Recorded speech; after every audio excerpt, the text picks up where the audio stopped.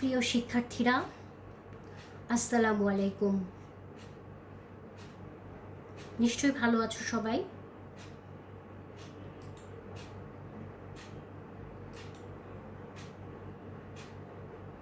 ব্যবসার সংগঠন ও ব্যবস্থাপনা ক্লাসে তোমাদেরকে স্বাগতম জানাচ্ছি।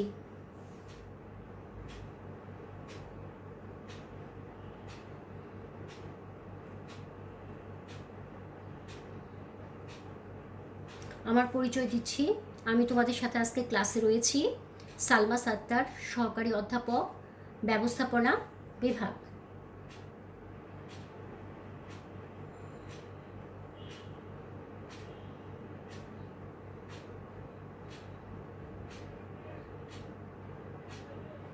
আজকে তোমাদের পড়াবো ব্যবসা উদ্যোগ 10ম অধ্যায়ের ব্যবসা উদ্যোগের বৈশিষ্ট্য, ব্যবসা উদ্যোগের কার্যাবলী। ব্যবসা উদ্যোগের বৈশিষ্ট্য, ব্যবসা উদ্যোগের কার্যাবলী।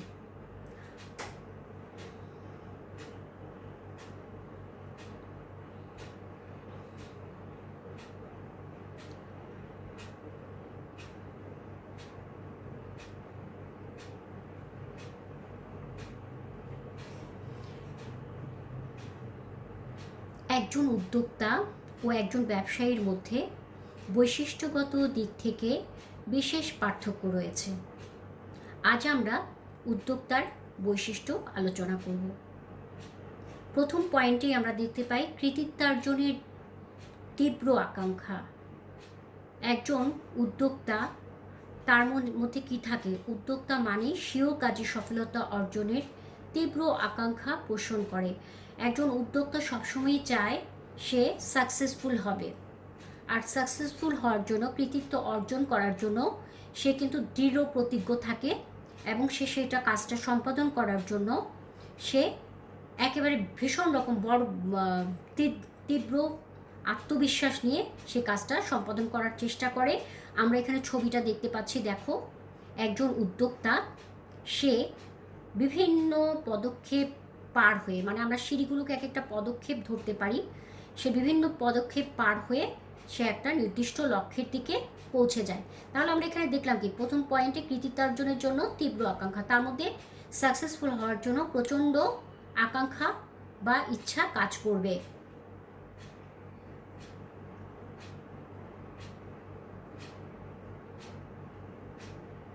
2 নম্বর পয়েন্ট, উদ্ভাবন। নতুন কিছু উদ্ভাবন, যেমন নতুন পণ্য, ধারণা, কৌশল, পদ্ধতি, নতুন বাজার ইত্যাদি উদ্ভাবন উদ্যোক্তার অন্যতম বৈশিষ্ট্য। ইনোভেশন মানে সে নতুন কিছু উদ্ভাবন করতে চায়, এটা তার একটা নেশার মতন কাজ করে যে আমি নতুন কিছু সৃষ্টি করব। যেমন কি নতুন পণ্য সে তৈরি করতে পারে, নতুন ধারণা সে সৃষ্টি করতে পারে, সে নতুন কৌশল সৃষ্টি করতে পারে, পদ্ধতি সৃষ্টি করতে পারে, নতুন বাজারও সে উদ্ভাবন করতে পারে। তাহলে আমরা দেখলাম উদ্ভাবন করাও কিন্তু একটা প্রধান বৈশিষ্ট্য। একজন উদ্যোক্তার একটি প্রধান বৈশিষ্ট্য হচ্ছে কি উদ্ভাবন করা। সে নতুন কিছু সৃষ্টি করতে চায়, নতুন কিছু নিয়ে আসতে চায় মানুষের সামনে, সে নতুন কিছু আনার মেন্টালিটি বা তার মধ্যে প্রচণ্ডভাবে কাজ করে।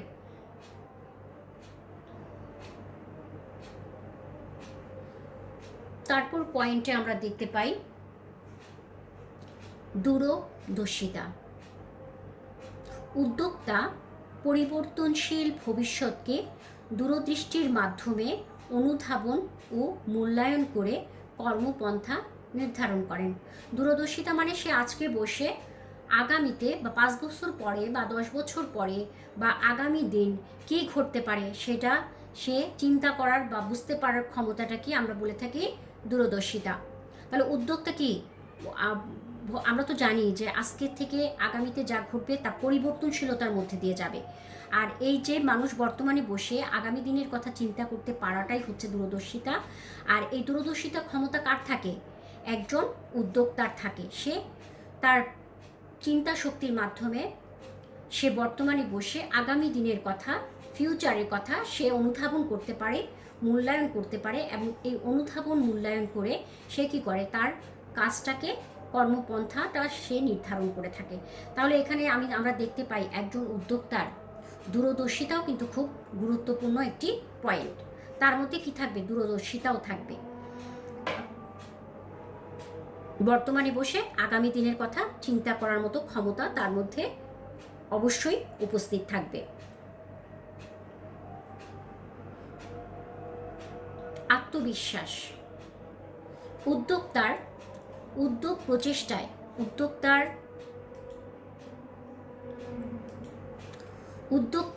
উদ্যোগ প্রচেষ্টায় আত্মবিশ্বাসের সাথে আত্মনিয়োগ সাফল্যের জন্য অফুরন্ত উদ্যম উৎসাহ যোগায়। তার মধ্যে প্রচণ্ড আত্মবিশ্বাস থাকে, সে মনে করে আমি পারবই। অনেক সময় এই যে দৃঢ়তা, এই যে পারার একটা ক্ষমতা বা সে যে করতে চেষ্টা করছে, সেখানে তাকে এই আত্মবিশ্বাসটা তাকে আরও বেশি সামনের দিকে নিয়ে যায়, অগ্রসর করে দেয়। আমরা এখানে একটা ছবি দেখতে পাচ্ছি, এখানে ছবিতে দেখো কনফিডেন্স, সে কিন্তু দৃঢ়ভাবে আমার পক্ষে সম্ভব, সে হাত পা ছড়িয়ে দিয়ে বলছে আমার পক্ষে সম্ভব। তাহলে এই যে নিজের প্রতি একটা বিশ্বাস, আমার পক্ষে সম্ভব, এটা একজন উদ্যোক্তাকে সামনের দিকে এগিয়ে নিতে সাহায্য করে। তাহলে এটাও আমরা দেখতে পাই উদ্যোক্তার একটা বিশেষ গুণ, যে সে আত্মবিশ্বাসের সাথে কাজ সম্পাদন করে।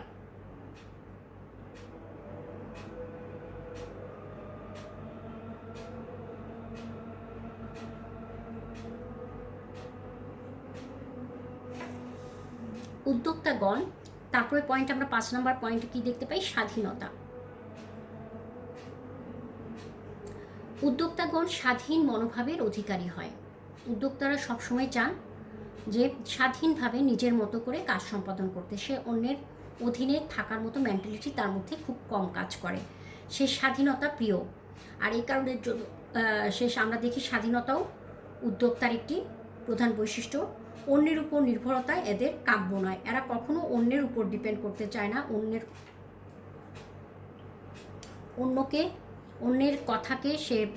কথাকে হয়তো মূল্যায়ন করে, কিন্তু সে অন্যের অধীনে সে থাকতে চায় না। সে নিজের মতো করে নিজের কাজটি সম্পাদন করতে চায়, এবং এই জন্য এই ক্ষেত্রে সে অন্যের সেখানে অধীনতা তার পছন্দ নয়। সে সবসময় নিজের স্বাধীনতা তার অনেক বেশি প্রেফার করে।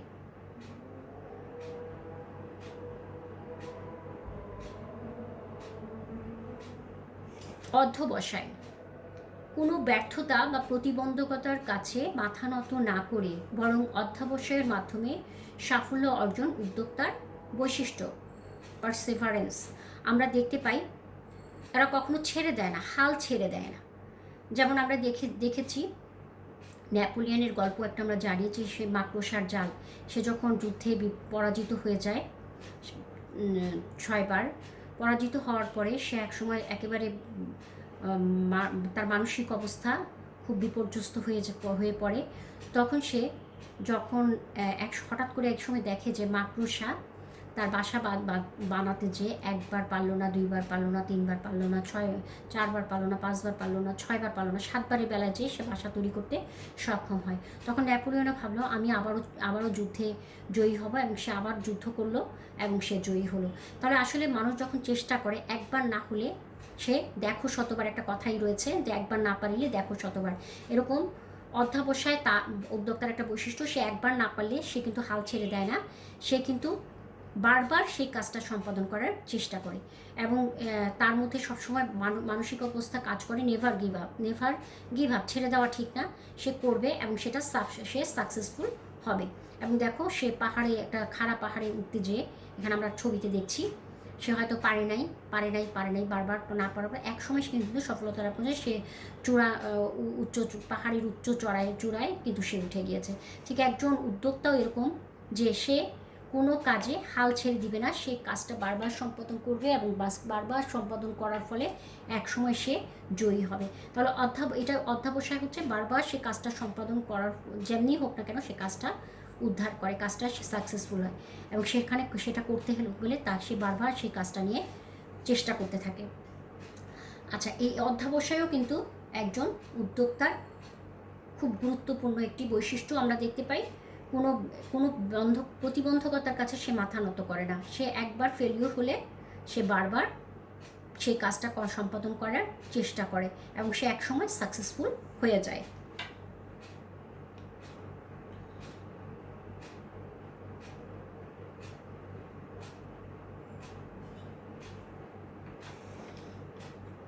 তারপরে পয়েন্টে আমরা দেখতে পাই সুযোগের সদ্ব্যবহার। উদ্যোক্তাগণ প্রতি মুহূর্তে বিকল্প সুযোগ অনুসন্ধান ও মূল্যায়ন করে উত্তম সুযোগটি গ্রহণ করে। সে বিভিন্ন বিকল্প সুযোগ অনুসন্ধান করে, মূল্যায়ন করে এবং করার ফলে যেটা তার কাছে বেটার মনে হয় সে সেটাই গ্রহণ করে এবং বুদ্ধিমত্তার সাথে তা ব্যবহার করে লাভজনক খাতে পরিণত করেন। সে কখনো আমরা একটা কথায় বলে অপরচুনিটি, মানুষের সুযোগ সবসময় আসে না, আর সুযোগ অনেক সময় দরজায় এসে ধাক্কা দেয়। সময় মতো দরজাটা খুলে দিতে না পারলে সেই সুযোগ কিন্তু আবার বিদায় নেয়। আর সে কারণে একজন উদ্যোক্তাকেও কী করতে হবে, সঠিক সুযোগটা সঠিক সময়ে গ্রহণ করতে হবে। আর এটা করতে যেয়ে তাকে প্রতি মুহূর্তে বিকল্প সুযোগগুলো অনুসন্ধান করতে হয়, মূল্যায়ন করতে হয়। উত্তম সুযোগটি সে গ্রহণ করে এবং বুদ্ধিমত্তার সাথে তা ব্যবহার করে সে কিন্তু অবশ্যই সফলতা অর্জন করে। আমরা এখানে অপরচুনিটির একটা ছবি দেখতে পাচ্ছি, সেই সুযোগটাকে গ্রহণ করে ঠিকমতো তার লক্ষ্যের দিকে পৌঁছে যাচ্ছে। তাহলে অপরচুনিটিটা অবশ্যই তাকে সঠিকভাবে গ্রহণ করতে হবে।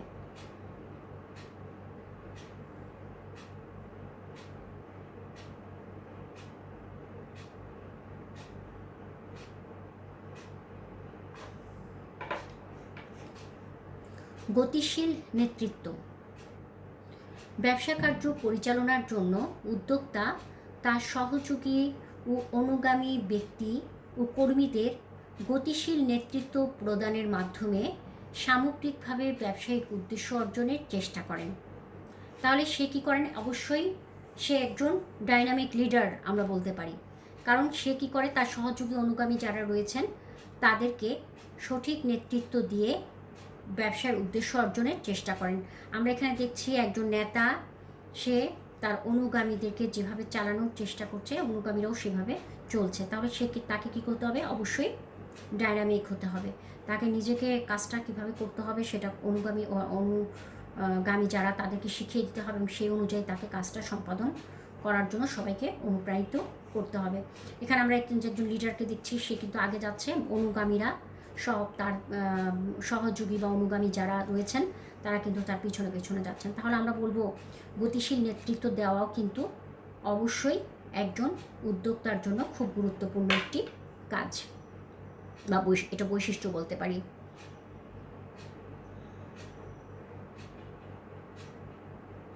আচ্ছা, তারপরে আমরা আজকে দেখব আমাদের বৈশিষ্ট্য। আমরা দেখলাম এতক্ষণ 8টি পয়েন্ট। বৈশিষ্ট্যটা তোমরা একটু পড়ে নেবে। আর তারপরে আমরা দেখতে পাচ্ছি আজকে পড়ব ব্যবসা উদ্যোগের কার্যাবলী। ব্যবসা উদ্যোগের কার্যাবলী।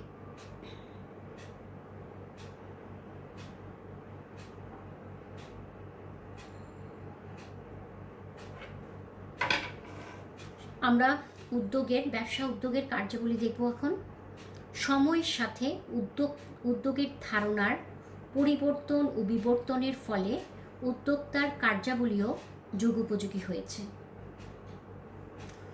সময়ের সাথে উদ্যোগের ধারণার পরিবর্তন, আমরা জানি, আমরা ক্রমবিকাশ বা বিবর্তন যেটা দেখেছিলাম, আমরা দেখেছি সময়ের সাথে সাথে উদ্যোগের ধারণার কিন্তু পরিবর্তন হয়েছে। এক এক যুগে এক এক সময়ে এক একভাবে উদ্যোগের ধারণা চলে আসছে এবং পরিবর্তন ও বিবর্তনের ফলে উদ্যোক্তার কার্যাবলীও যুগোপযোগী হয়েছে।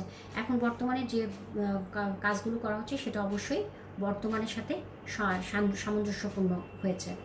উদ্যোক্তা ব্যবসায়িক ধারণা উদ্ভাবন হতেই শুরু করে ব্যবসা গঠন উন্নয়নের সাথে সংশ্লিষ্ট সব কার্য সম্পাদন করে থাকেন। একজন উদ্যোক্তা কী করেন, ব্যবসা সৃষ্টি মানে ধারণা সৃষ্টি হওয়ার আগে, ব্যবসাটি সৃষ্টি করার আগে তার ধারণা সৃষ্টি হয়।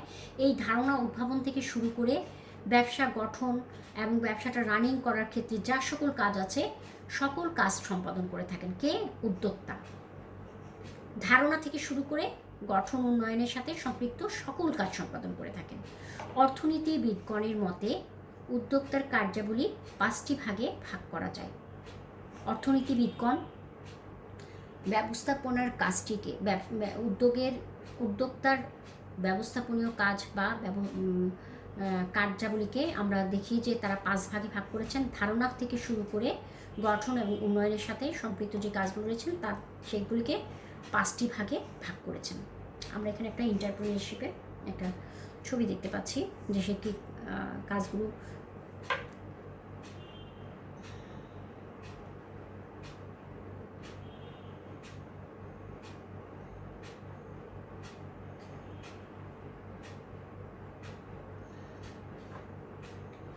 ঝুঁকি বহন কার্য। একজন উদ্যোক্তা ঝুঁকি বহনের পুরস্কার স্বরূপ মুনাফা অর্জন করে থাকে। আমরা এটা সবাই, আমরা যারা বিজনেস স্টাডিজের স্টুডেন্ট তোমরা রয়েছো, আমরা সবাই জানি যে ঝুঁকি বহনের পুরস্কার হিসেবে মানুষ কী পায়? উদ্যোক্তা মুনাফা পেয়ে থাকে।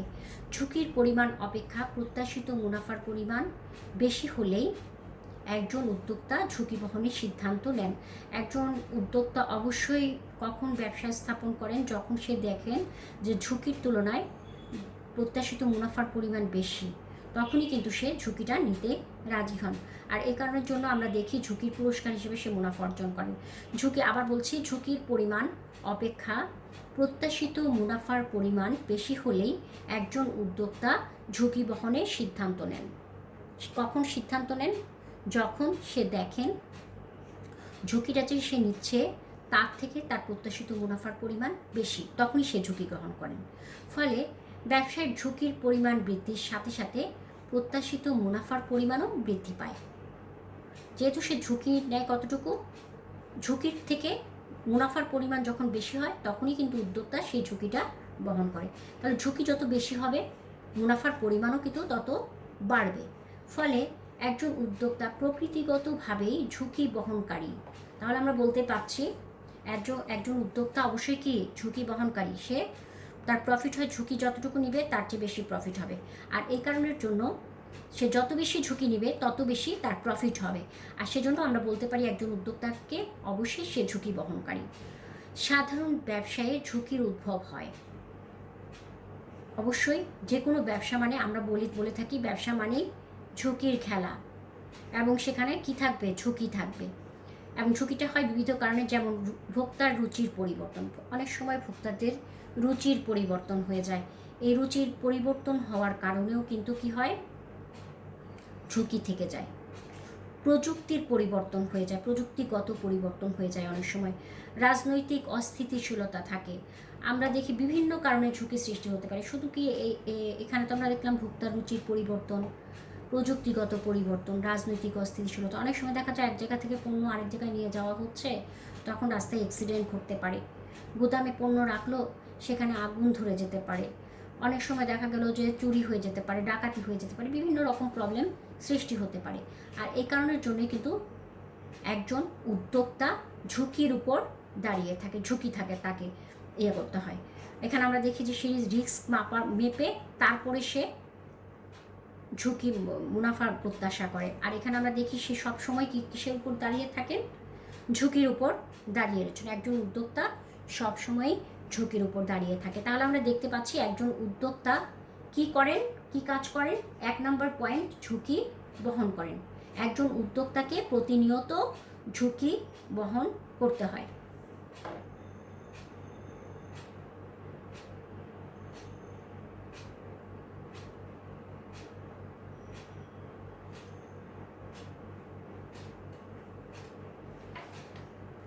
একজন উদ্যোক্তা ব্যবসায়িক উদ্দেশ্য, আমাদের এখানে পয়েন্টটা কি? সাংগঠনিক কার্য। তাকে সংগঠনের কিছু কার্য সম্পাদন করতে হয়। একজন উদ্যোক্তা ব্যবসায়িক উদ্দেশ্য অর্জনে ব্যবসায়ের সকল উপকরণকে নির্দিষ্ট সময়ে, নির্দিষ্ট পরিমাণে, নির্দিষ্ট স্থানে সংগ্রহ করে রাখেন। তিনি কি করেন? একটা ব্যবসায়ের ক্ষেত্রে যে সকল উপকরণ লাগে সেগুলো কি করেন? নির্দিষ্ট সময়ে, নির্দিষ্ট পরিমাণে, নির্দিষ্ট স্থানে সংগ্রহ করে রাখেন এবং পণ্য উৎপাদন ও বিক্রয় করেন। এবং তিনি কি করেন? তাকে সকল উপকরণ তিনি একত্রিত করেন এবং সেখানে পণ্য উৎপাদন করেন এবং বিক্রয় করেন। এই কাজগুলো কী করেন? অবশ্যই উদ্যোক্তাকে করতে হয়। ব্যবসায়িক উদ্দেশ্য অর্জনের জন্য সকল উপকরণ নির্দিষ্ট সময়ে, নির্দিষ্ট স্থানে, নির্দিষ্ট পরিমাণে সংগ্রহ করে রাখতে হয় এবং তারপর সেটাকে উৎপাদন করতে হয়। উৎপাদনের পর সেটা বিক্রি করতে হয়। এইসব উদ্যোক্তার সাংগঠনিক কার্য। এগুলো উদ্যোক্তার কি অবশ্যই সাংগঠনিক কার্য আমরা বলতে পারি। সে সংগঠনের জন্য এই কাজগুলো সম্পাদন করে থাকে। পণ্য বিক্রয়ের পর কারখানা খরচ, বাজারজাতকরণ খরচ ও অন্যান্য বাণিজ্যিকরণের খরচ বাদ দিলে যা থাকে তাই ব্যবসায়ের মুনাফা। প্রফিট কোনটা? পণ্য বিক্রয়ের পর পণ্য যখন বিক্রি করে তখন কারখানা খরচ, বাজারজাতকরণ খরচ, অন্যান্য বাণিজ্যিকরণের খরচ বাদ দেওয়ার পর যা থাকে তাই হচ্ছে প্রতিষ্ঠানের মুনাফা। তাহলে উনি কী করেন? একজন উদ্যোক্তা সাংগঠনিক কার্য সম্পাদন করেন এবং প্রতিষ্ঠানের বিভিন্ন উপকরণকে সংগ্রহ করেন, নির্দিষ্ট পরিমাণে, নির্দিষ্ট সময়ে, নির্দিষ্ট স্থানে রাখেন, পণ্য উৎপাদন করেন, বিক্রয় করেন এবং পরবর্তীতে সে কী করেন? এগুলো বাদ দিলে যা হয় তা মুনাফা আমরা দেখতে পাচ্ছি। কিন্তু এই কাজগুলো সে সম্পাদন করে থাকেন কারখানার, প্রতিষ্ঠানের। তারপরে আমরা দেখি উদ্ভাবনমূলক কার্য। উদ্ভাবনমূলক কার্য 3 নম্বর পয়েন্টে আমরা দেখতে পাই উদ্ভাবনের মাধ্যমেই উদ্যোক্তার সৃষ্টি হয়। উদ্যোক্তার মূল বৈশিষ্ট্য আমরা একটু আগে দেখে আসছি, উদ্ভাবন। তাহলে কি উদ্ভাবনের কাজটা একজন উদ্যোক্তার জন্য খুব গুরুত্বপূর্ণ একটি কাজ। উদ্ভাবনের মাধ্যমেই উদ্যোক্তার সৃষ্টি হয়। নতুন পণ্য উৎপাদন, নতুন কলাকৌশল ব্যবহার, নতুন বাজার সৃষ্টি, পণ্য বিক্রয়ের অভিনব পদ্ধতি। কী দেখলাম? নতুন কলাকৌশল ব্যবহার, নতুন পণ্য উৎপাদন, নতুন বাজার সৃষ্টি, পণ্য বিক্রয়ের ক্ষেত্রে নতুন কোনো পদ্ধতি, অভিনব কোনো পদ্ধতি, এই সবই উদ্যোক্তার উদ্ভাবনমূলক কার্যের আওতাভুক্ত। উদ্ভাবনী শক্তি ও তার সফল প্রয়োগী একজন উদ্যোক্তার সফলতা লাভের মূল চাবিকাঠি। আমরা কি দেখতে পাচ্ছি? একজন উদ্যোক্তা নতুন কিছু সৃষ্টি করা, নতুন কিছু প্রয়োগ করা, নতুন কিছু নিয়ে আসা, এটাই কিন্তু তার একটা উদ্ভাবনী শক্তি এবং সে যতটুকু সঠিকভাবে প্রয়োগ করতে পারবে এটাই কিন্তু আসলে সফলতার লাভের মূল চাবিকাঠি আমরা মনে করে থাকি। আচ্ছা, এখানে আমরা দেখতে পাই উদ্যোক্তার এই উদ্ভাবনমূলক কার্যই আর্থ সামাজিক অবস্থার পরিবর্তন ঘটায়। সে নতুন কিছু নিয়ে আসলে, নতুন কিছু ক্রেতাদেরকে দিলে নতুন ভাবে সমাজ উপকৃত হয় এবং সেখানে আমরা দেখি একটা পরিবর্তন ঘটে সমাজের।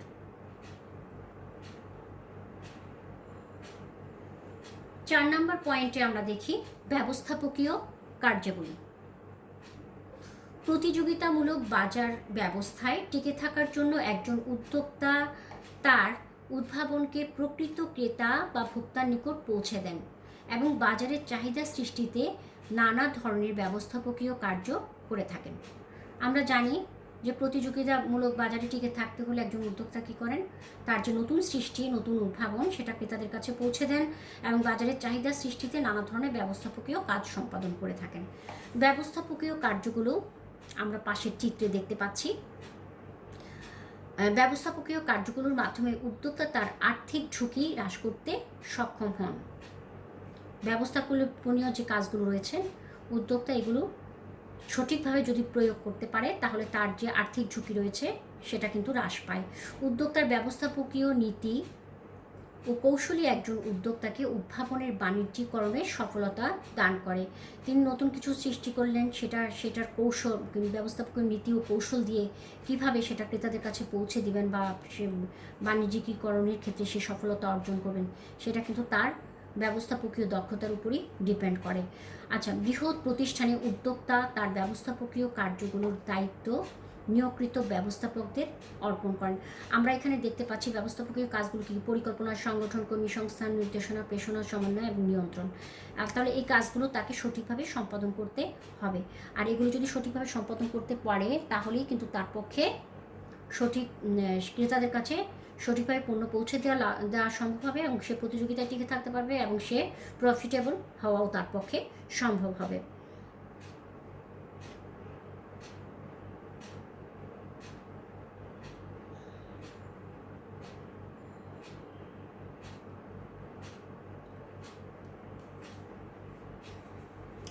তারপর 5 নম্বর পয়েন্টে আমরা দেখতে পাই সিদ্ধান্ত গ্রহণ সংক্রান্ত কাজ।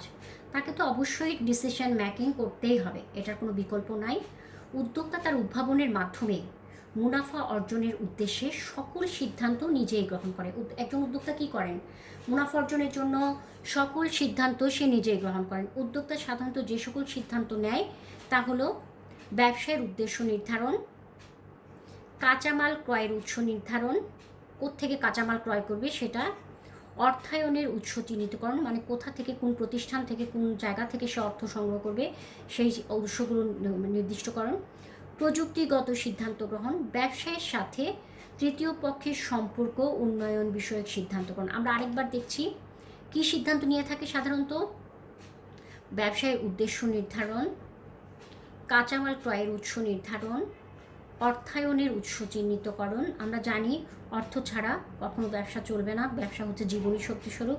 তাহলে সেই অর্থ কোত্থেকে কীভাবে সংগ্রহ করবে সেটা তাকে ঠিক করতে হবে। প্রযুক্তিগত সিদ্ধান্ত, কোন প্রযুক্তি ইউজ করবে, কীভাবে করবে, ব্যবসায়ের সাথে তৃতীয় পক্ষের সম্পর্ক উন্নয়ন বিষয়ক সিদ্ধান্ত গ্রহণ। এই সিদ্ধান্তগুলো তাকে, উদ্যোক্তাকে অবশ্যই গ্রহণ করতে হয়। এবং এখানে আমরা একটা ছবি দেখতে পাচ্ছি, দেখো উদ্যোক্তা ডিসিশন মেকিং করবে, ইয়েস সে গ্রহণ করবে কি করবে না, এই ব্যাপারে প্রতিনিয়ত তাকে সিদ্ধান্ত নিতে হয়। আর এই কারণে আমরা দেখতে পাই সিদ্ধান্ত গ্রহণও উদ্যোক্তার একটি খুব গুরুত্বপূর্ণ কাজ।